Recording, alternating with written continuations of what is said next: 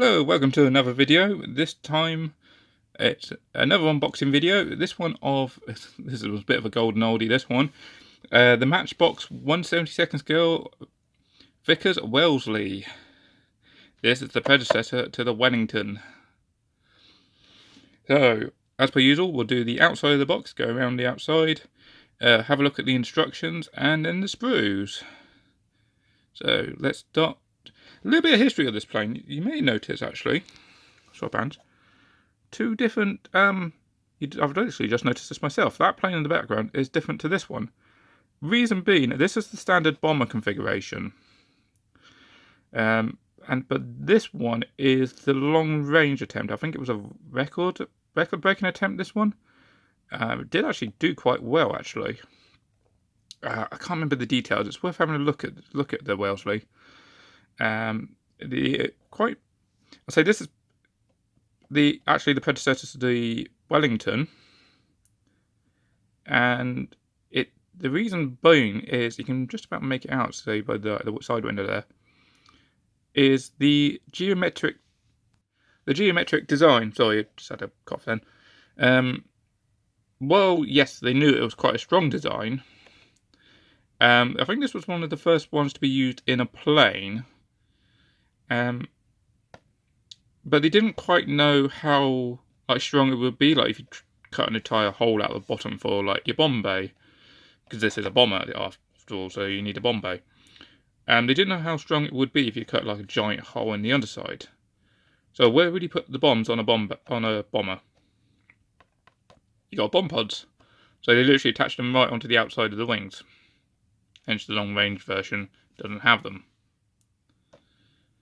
So they actually served, I think, until 1941, 1942. There was a good video that actually popped up regarding the Vickers Wellesley. It's worth having a look for that one. Alright, so let's have a look around the outside of the box. So beautiful old painting of the Wellesleys at the front. I do like some of these old artworks. So yeah, we've got an idea of what the plane looks like. Right, side of the box. So there you go, the Vickers Wellesley 1/72, and it's in true Matchbox style, multicoloured sprues. It gives you an idea what the sprues what each one's there for. We've got a bit of the nose art, a bit of the box art on the front on the side there as well. I'm guessing that's a place to stick your price sticker. Other side, a different artwork this time, with the landing gear down. So that's quite nice to see. Don't know what that was. 1979. Ooh, I say, golden oldie, made in England. And then the other side, yep, same again. Right, let me open them up, and we'll have a look at the instructions. Just quickly, somebody has very nicely, they've checked all the pieces before because they've kindly put them away in a joint, like sandwich bag, sealable bag there. That's quite nice of them. Right, instructions. So we've got all the different stuff there. So what we've got, the little's known about the Vickers Wellesley. So yep, there's the history on the plane itself.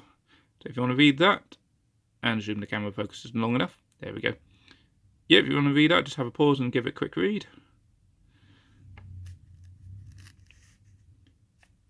Security speed there, 228 miles per hour.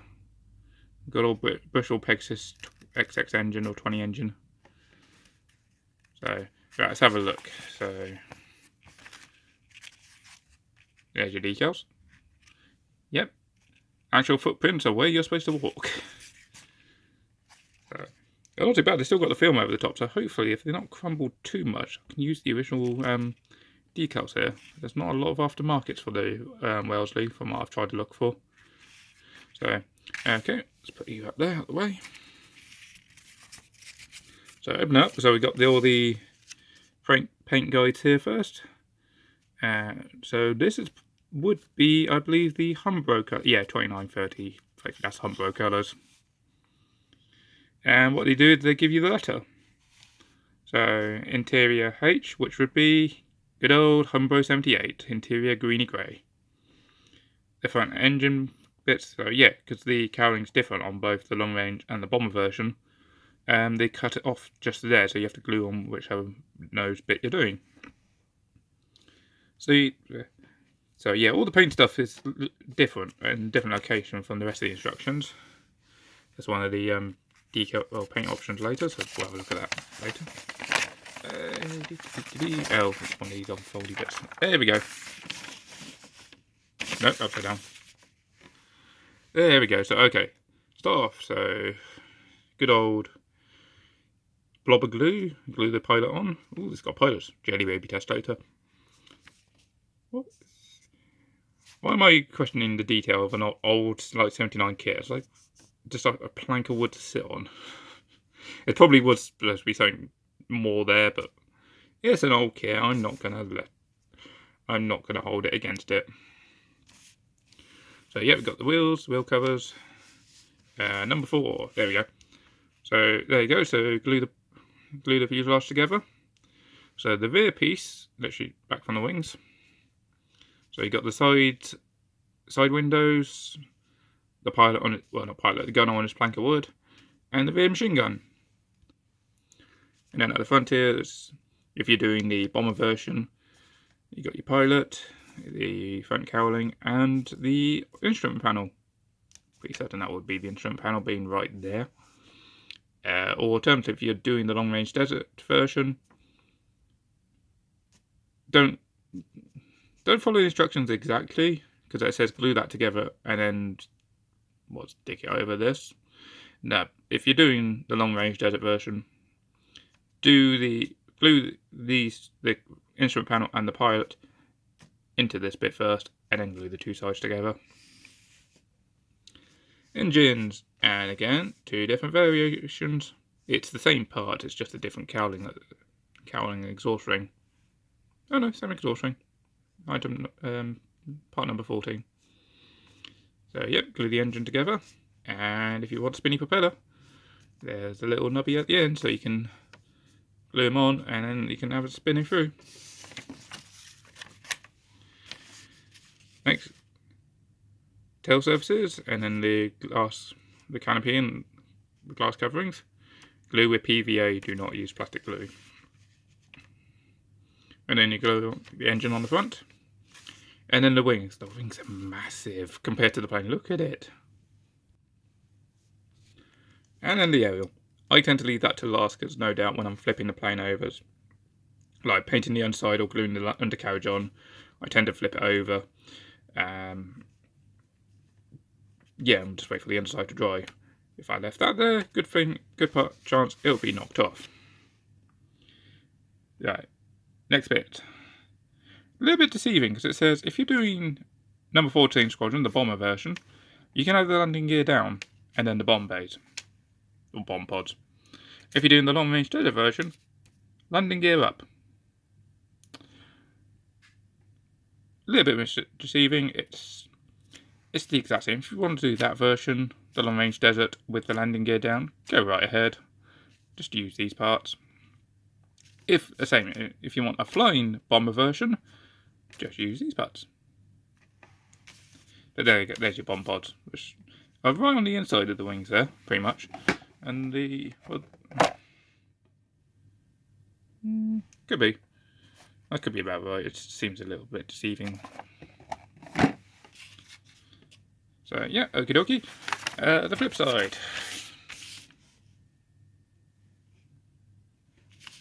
I'm missing something here, aren't I? Nope, I'm not missing anything.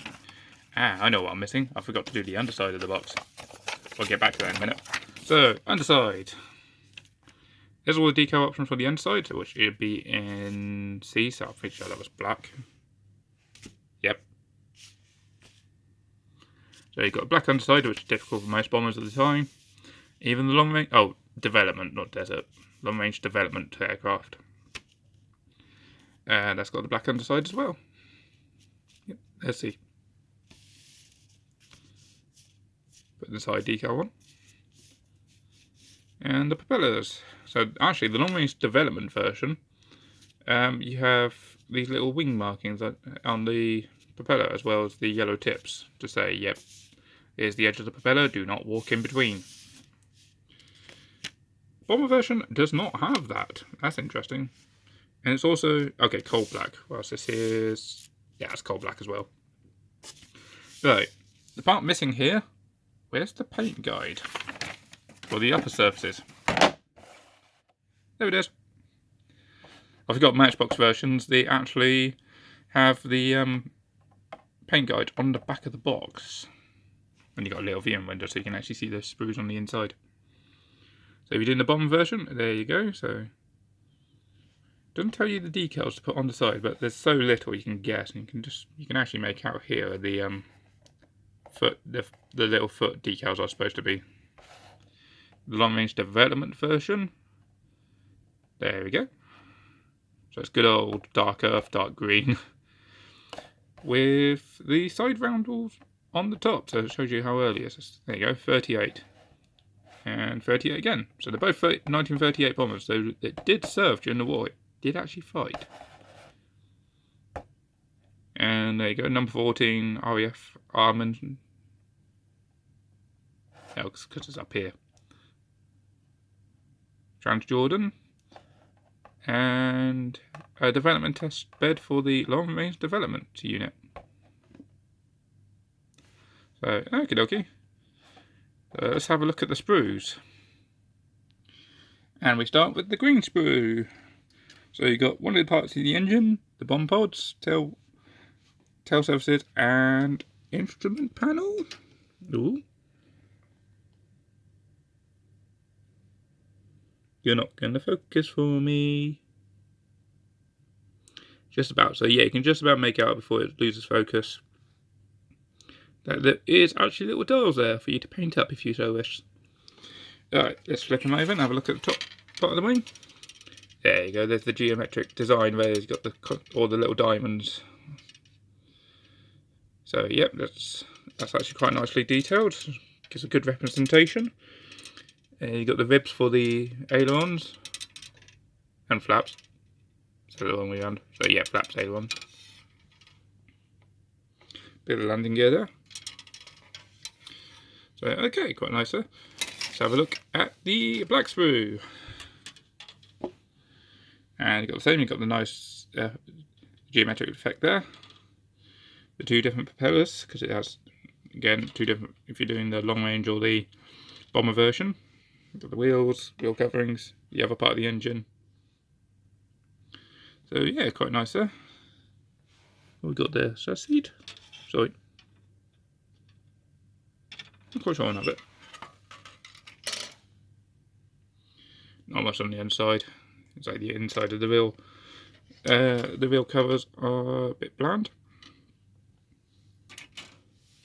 And then the plane itself.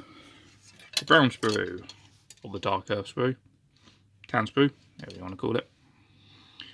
So again, the fuselage sides, quite nice again. You've got, this has just got the ribbing here, the standard ribbing, and I'm pretty certain it had the geometric, the diamonds going all the way down the side again. So maybe it's something they got wrong on this one. Might be worth looking up. Because I'm pretty certain the entire plane was geometric, just like the Wellington, but all the lines going down implies this is standard structure and support beams. So worth checking up on that. There's the two different engine cowlings, normal version, bomber version, and long range development. And then the front parts. So yeah, this is designed to make it more streamlined, try and help against the wind resistance. Here comes the jelly baby test. How do you guys look? Blowy as well. Come on. There we go. So don't actually appear too bad on the camera, and they don't look too bad in person either. So yeah, quite nice. Actually look like pilots and not jelly babies. So yeah, not too bad. And the inside, yeah, nothing. So yeah, a lot on the plus side. If you fancy doing your own interior, because you have got a little window, you might be able to see through. Might be in the, well, I should say the optimistic word. But you can actually do an interior to this if you so wish. Because, yeah, the other side, exactly the same, nothing there. And the front half, nothing there again. Apart from the bits to put the seat in. And, yeah, that's the plank of wood. And of course it would be in the brown sprue as well. But I'm going to leave this one in the baggie as well. But there's your canopy sections, or glass cockpit sections. Don't look too bad. Being quite old, you can imagine it's probably not quite see-through. Probably enough just to give you that rough impression of like, yes, you can actually see through, and here's the pilot sat there. But I'll probably have a good guess because it comes with a flying stand. All those that are new to modelling, all the old planes, or nearly all of them, had a flying stand, so you could actually have it flying on the shelf, and not hanging from the ceiling, or on the underside of the wings, and we just put it on the shelf on the side. So yeah, the clear plastic, not that clear. You can't quite see the wood grain underneath. Can but say it's a bit grainy. You can't really see through it. That's on the camera. Not so bad in real life, but with a good old Mark 1 eyeball, it's not so bad. But there's definitely been clearer. There's definitely been worse. I've definitely seen worse, but I've definitely seen clearer as well. So that's not too bad. Okay, let me bag and box this all back up again, and final thoughts. There we go. So a little bit of final thoughts on this. It's a nice kit. It's a very unusual plane, quite a rare plane as well. You're not going to see many of these around. Saying that though, Valum has also done a kit on the Wellesley itself as well. I've looked at the instructions for those, and yeah, that's got full interior and stuff like Valum tend to do with their models. Saying that, and I've already reviewed one with interior and one with barely any interior. But I'm pretty certain I've looked at the Wellesley and it does have an interior.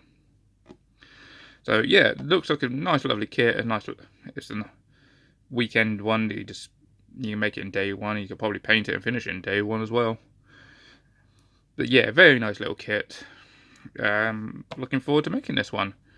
So yeah, if you like the video, hit the like button, subscribe for more content when I release them, and leave a comment. Have you made either this version or have you made the Valum version as well? It'd be nice to know. Is there any like traps or anything? Well, I say any traps to look out for this, and it's an easy kit to put together. Or have I been deceived? Yeah, nice to know. Yeah, leave a comment, and see you next time. Okay, bye.